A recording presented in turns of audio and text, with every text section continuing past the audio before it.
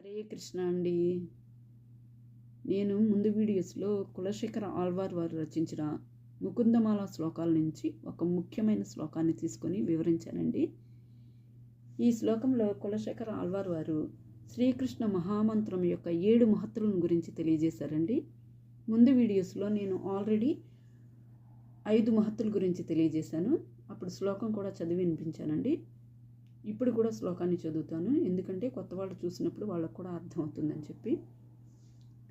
శత్రుచ్ఛేదైక మంత్రం సకలముపనిషత్ వాక్య సంపూజ్య మంత్రం సంసారోచ్ఛేద మంత్రం సముచిత తమసః సంఘ నిర్యాణ మంత్రం సర్వైశ్వర్యేక మంత్రం వ్యసన భుజగ సంధష్ట సంత్రాణ మంత్రం జిహ్వే శ్రీకృష్ణ మంత్రం జప జప సతతం జన్మ సాఫల్య మంత్రం.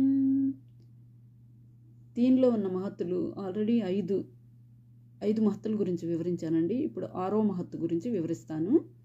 వ్యసన భుజగ సంధష్ట సంత్రాణ మంత్రం. దీని యొక్క అర్థం ఏంటంటే, ఈ భౌతిక ప్రపంచంలో మనకు ఎన్నెన్నో వ్యసనాలు ఉంటాయి. వ్యసనాలు లేని వ్యక్తులు భూప్రపంచంలో చాలా అరుదండి. వ్యసనాలను ఇక్కడ పాములతో పోల్చారు. భుజగ అంటే పాము. వ్యసనాలు అనే పాములని చల్లబరిచే మహామంత్రం శ్రీకృష్ణ మహామంత్రం. అందుకే చివరిగా కులశేఖర్ ఆళ్వార్ వారు ఏమన్నారు అంటే, జిహ్వా శ్రీకృష్ణ మంత్రం జపజప సతతం జన్మ సాఫల్య మంత్రం. నీవు నీ జిహ్వతో అంటే నాలుకతో శ్రీకృష్ణ మహామంత్రాన్ని ఎల్లప్పుడూ జపించు. నీ జన్మ సాఫల్యం అవుతుంది, సార్థకం అవుతుంది, లేకుంటే నీ జన్మ నిరర్థకం అవుతుంది అని ఎన్నెన్నో శాస్త్రాలు చెప్తున్నాయి. కులశేఖర్ ఆళ్వార్ వారు చెప్పారు, అన్నమాచార్యులు చెప్పారు, చైతన్య మహాప్రభు చెప్పారు, గొప్ప గొప్ప ఋషులు మునులు చెప్పారు. శ్రీకృష్ణ భగవానుడు భగవద్గీతలో చెప్తున్నారు ఏమిటంటే, సతతం కీర్తయంతో మాం అని. కాబట్టి మనం కృష్ణ మంత్రాన్ని జపిద్దాం, అందరం తరిద్దాం.